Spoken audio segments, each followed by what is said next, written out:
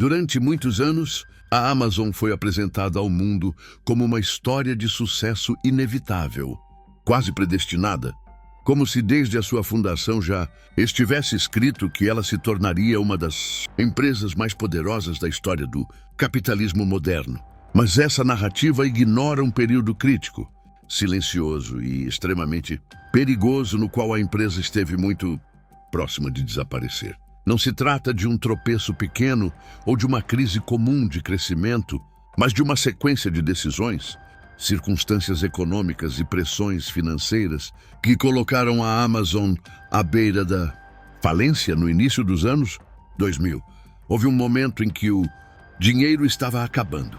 A confiança do mercado havia evaporado e a sobrevivência da empresa dependia de escolhas feitas sob enorme risco. Jeff Bezos fundou a Amazon em 1994, depois de abandonar um emprego altamente lucrativo em Wall Street.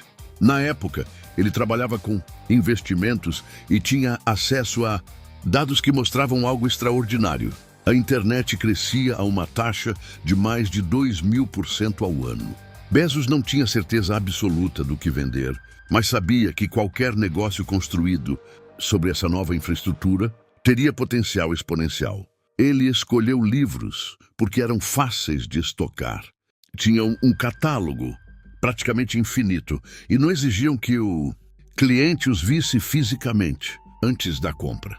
A ideia de uma livraria online parecia estranha, mas plausível. O que não parecia plausível era a ambição por trás dela. Desde o início, Bezos deixou claro que a Amazon não seria apenas uma loja, mas uma empresa obcecada por escala, eficiência e longo prazo, mesmo que isso significasse perder dinheiro por muitos anos. Nos primeiros anos, a Amazon cresceu rápido demais para um negócio tradicional. O número de clientes aumentava, a receita crescia ano após ano, e a empresa passou a ser vista como um símbolo da nova economia digital. No entanto, por trás desse crescimento havia um problema fundamental. A Amazon gastava muito mais do que ganhava. Cada dólar que entrava era imediatamente reinvestido em tecnologia, logística, centros de distribuição e expansão agressiva. Bezos acreditava que dominar o mercado era mais importante do que apresentar lucros no curto prazo. Durante algum tempo, Wall Street aceitou essa lógica. Era a era da bolha das empresas.com. Quando investidores estavam dispostos a financiar qualquer empresa que tivesse .com no nome, desde que prometesse crescimento rápido e participação de mercado. O problema é que crescimento sem lucro só funciona enquanto há capital disponível.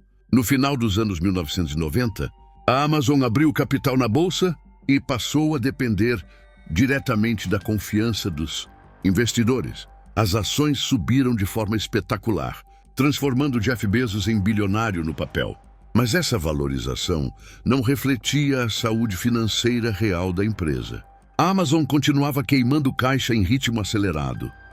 Ela precisava de dinheiro novo constantemente para financiar suas operações. Não havia margem de segurança. Se o mercado mudasse de humor, a empresa estaria exposta. Esse momento chegou em março de 2000, quando a bolha da internet estourou. De forma abrupta, investidores passaram a exigir algo que antes ignoravam completamente: lucro. Empresas que nunca haviam sido sustentáveis começaram a ruir uma após a outra. Nomes que pareciam promissores desapareceram em poucos meses. Pets.com virou símbolo do fracasso da nova economia. Webvan, que prometia revolucionar a entrega de alimentos, queimou bilhões antes de fechar as portas. O capital secou e a tolerância ao prejuízo acabou. A Amazon foi atingida em cheio. O valor de suas ações despencou mais de 90% em relação ao pico. De queridinha do mercado, passou a ser tratada como uma fraude inflada. Analistas diziam abertamente que era apenas uma livraria online supervalorizada, sem qualquer chance real de competir com varejistas tradicionais lucrativos. A imprensa começou a publicar manchetes sugerindo que a empresa não sobreviveria ao próximo ano. O problema, porém, não era a reputação ou o preço das ações. Era o caixa. A Amazon tinha custos fixos enormes. Seus centros de distribuição, que antes eram vistos como um investimento visionário, tornaram-se um peso financeiro. A empresa precisava pagar funcionários, fornecedores, logística e tecnologia, independentemente do volume de vendas. Ao mesmo tempo, suas margens eram extremamente baixas. Em muitos casos, a Amazon perdia dinheiro em cada venda, apostando que o volume e a fidelidade do cliente compensariam isso no futuro. Quando o crescimento desacelerou e o crédito ficou mais caro, essa estratégia se tornou perigosíssima. Internamente, a situação era tensa. Executivos sabiam que, se não houvesse uma mudança rápida, a empresa poderia, literalmente, ficar sem dinheiro para operar. Não se tratava de uma crise distante ou hipotética. Havia projeções mostrando que, mantido o ritmo de gastos, a Amazon teria apenas alguns meses de fôlego. Jeff Bezos enfrentava o maior teste de sua carreira. A visão de longo prazo, que antes era sua maior força, agora parecia um luxo que a empresa não podia mais se dar. O ano de 2001 tornou tudo ainda pior. Após os ataques de 11 de setembro, a economia global entrou em retração. O consumo caiu drasticamente e investidores ficaram ainda mais avessos ao risco. Para a Amazon, isso foi um golpe quase fatal. As vendas desaceleraram enquanto os custos permaneciam altos. A confiança externa era mínima. Muitos acreditavam que a empresa entraria em recuperação judicial ou seria vendida a preço de liquidação. Foi nesse contexto que Bezos tomou decisões que iam contra a imagem pública da Amazon como uma empresa em expansão infinita. Ele iniciou cortes severos de custos, demitiu milhares de funcionários e fechou projetos que não apresentavam um retorno claro. Pela primeira vez, a Amazon passou a falar seriamente em eficiência operacional. Cada equipe precisava justificar seus gastos. Cada investimento era analisado com rigor. A empresa, que antes crescia sem freios, agora estava em modo de sobrevivência. A humilhação pública foi intensa. Revistas e jornais estamparam capas questionando se a Amazon era um erro histórico. Analistas financeiros afirmavam que o modelo de negócio não fazia sentido, que o custo de entregar produtos era alto demais e que as margens jamais seriam suficientes para sustentar a operação. A frase mais repetida era simples e cruel: a Amazon nunca dará lucro. Para muitos, era apenas uma questão de tempo até o colapso final. O que salvou a Amazon não foi um milagre repentino, nem uma mudança completa de estratégia, mas uma combinação de disciplina financeira, timing e insistência quase teimosa na visão de longo prazo. Bezos conseguiu levantar capital em momentos críticos, mesmo em condições desfavoráveis, garantindo o oxigênio necessário para continuar operando.